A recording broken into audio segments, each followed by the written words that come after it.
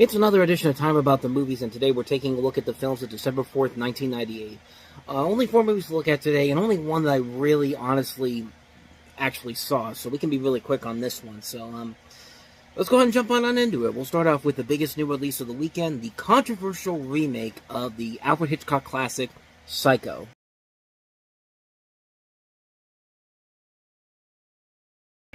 So this is controversial for several reasons, most notably because you're remaking one of the greatest horror movies of all time, one of the greatest movies of all time, period, from one of the greatest filmmakers of all time, Alfred Hitchcock. And it basically has the same premise. You have an embezzler arriving at an old motel run by a mysterious man named Norman Bates, and chaos ensues afterwards. But this is Gus Van Sant, who had just done Good Will Hunting the year before, which won Robin Williams an Academy Award. So he was kind of given a key to a free pass to pretty much do whatever he wanted to do. And his idea for this was supposed to be a shot-for-shot retelling of the original film that most remakes, often copying Hitchcock's camera moves and editing, including the original script, which is pretty much carried over from here, and the same score by Bernard Herrmann is used, as well as some new songs, new arrangements by Danny Elfman and Steve Bartek. But then they decide to add in things that make you have to look at this and go, if you're going to do a shot-for-shot remake, you don't add anything new to this. Like, they introduced the idea of accounts for advances in technology since the original film, and to make the content more explicit. And the film's murder sequences are also intercut with surreal images, and it's just kind of like, what are you guys doing? It's just like, it just takes a movie that just seems like a bad idea at first, but you're going along with it because the talent that they have there could carry it through, and it's just as bad as you think it's going to be, and even worse at times. It's just like, don't say you're going to do a shot-for-shot remake if you're going to add in new shots that have nothing to do with what happened in the original film, and you want to add them just because it's part of modern technology, that modern filmmaking nowadays. It's like, just don't do that. I mean, it's a film that is just so unnecessary. It's one of the most unnecessary remakes of all time, and it just feels unnecessary on so many levels. Like, I'll give the movie credit, though. It's not overall terrible. There are a few elements that I didn't think were too bad. Like, I thought some of the acting overall was pretty good. I mean, I thought Vince Vaughn did a pretty good job as Norman Bates. I thought Anne Hesh was pretty good playing the character played by Janet Leigh, Marion Crane. I thought Julianne Moore was very good here. Viggo Mortensen is okay. William H. Macy usually will turn in a good performance, but it doesn't really matter when you have a film that has really no purpose for existing, except it just needs to be made for a new generation. And the original film has held up so much better than most people would give it credit for, and it has shown in the years since this film's been released. This film has been largely forgotten, and nobody has really gone back and looked at it and said, well, it was a film that was just too ahead of its time. No, everybody who saw this movie back then can tell you nowadays that this movie sucked. This remake was not that good.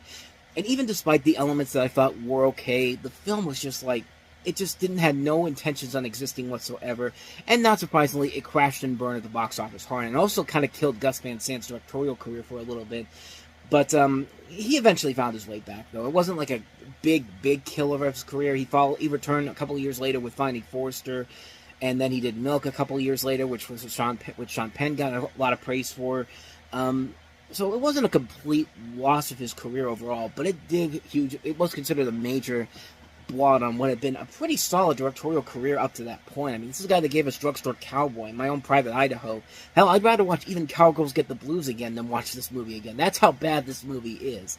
Just a terrible movie, just a waste of time. It's a mess. It's a mess of a movie on so many levels. So that is Psycho. So let's go ahead and move on to the next movie, and that is Little Voice. Little Voice. That's the only trailer I can really find. It's an international trailer, so sorry that wasn't a whole lot of footage there. But the basic story here is that you have a shy, reclusive lady who's convinced by an invisible entity to sing. Suddenly, she finds herself noticed by a sleazy talent agent, and her talent being showcased on stage. She also meets a kind but nervous man who becomes her best friend. You have Brenda Blethyn, Jane Horrocks, Michael Caine, Ewan McGregor, which is very funny because this movie is very similar to another movie Michael Caine was in called Educating Rita. And this director has made has not made a ton of great films. His last film he made was The Boy in the Striped Pajamas, which is a pretty good movie. But this film, I really don't know too much about it. It's got some good reviews to it, and Brenda Blethyn was nominated for an Academy Award for this. So there has to be some good, so I'm assuming there's some good things about it. Early film role for Ewan McGregor before he broke out big the year later with Star Wars: The Phantom Menace and Jane Horrocks. Most people know her from Absolutely Fabulous and also Chicken Run. Most notably, I know her from Chicken Run, but she's also in Absolutely Fabulous. She plays the title character of Little Boy, so she's really good from the little bit of the trailer that I've seen there. I'm about to say the movie because I haven't seen the film. So, but it looks like it could be a good movie. I don't see anything that looks too bad about it whatsoever. So maybe it's got a chance to be good. So that's Little Voice. So on to the next movie, and that is Shattered Image.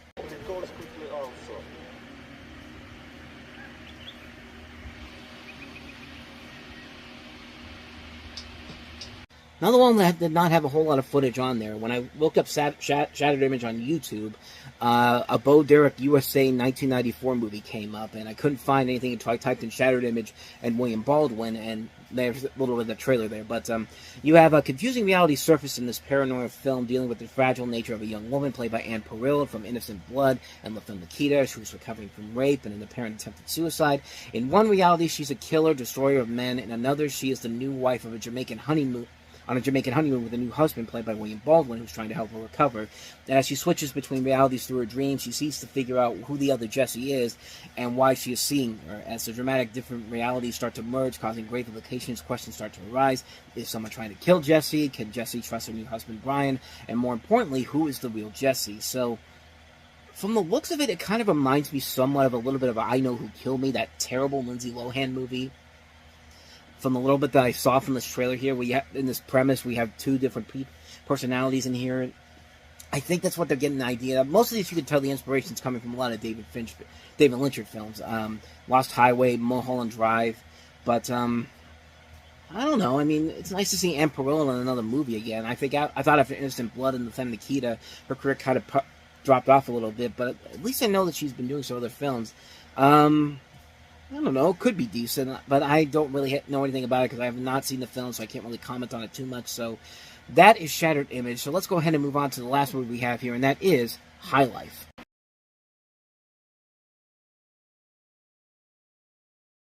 So you have this guy named Jimmy who's got a gambling den and uses a lie to get his girlfriend Susan to help him find $900. Susan uses another lie to get her bartender brother Ray to help, but Ray hates Jimmy. Ray wanders around the local bars collecting money. Jimmy's looking for Ray and Susan looking for Jimmy. When the wrong people meet, the lies will unravel. And you have a cast that includes Ray as Campbell Scott, you have Daryl Hannah as Maggie, Maura Kelly as Susan, Eric Stoltz as Jimmy, Peter Riegert, Charles Durning. Pretty much all I know about this movie, but it has a good review, so maybe it is something that is actually maybe worth it, but I wouldn't know for certain because I've never seen the film, so I mean, it could be good. That's pretty much all I can say about that one. That's High Life. And so with that said, we wrap up another edition of Time About the Movies. When we meet next time, we'll have the latest Star Trek movie, Star Trek Insurrection, Michael Keaton and the Christmas comedy Jack Frost, A Simple Plan from director Sam Raimi, the year's Oscar winner for Best Picture, Shakespeare in Love, and Wes Anderson's Rushmore. So 5 notable films. We'll definitely delve into those next time. But until then, thank you very much for watching, and if you want to see more videos like this, please hit the playlist on the next page, check out the previous episode, and I'll see you guys tomorrow for another episode. So thanks for watching, and I'll see you next time. Until then, as always, take care. Oh, and also don't forget that like and subscribe button if you want to see more videos like this on this channel. So I always keep forgetting to say that.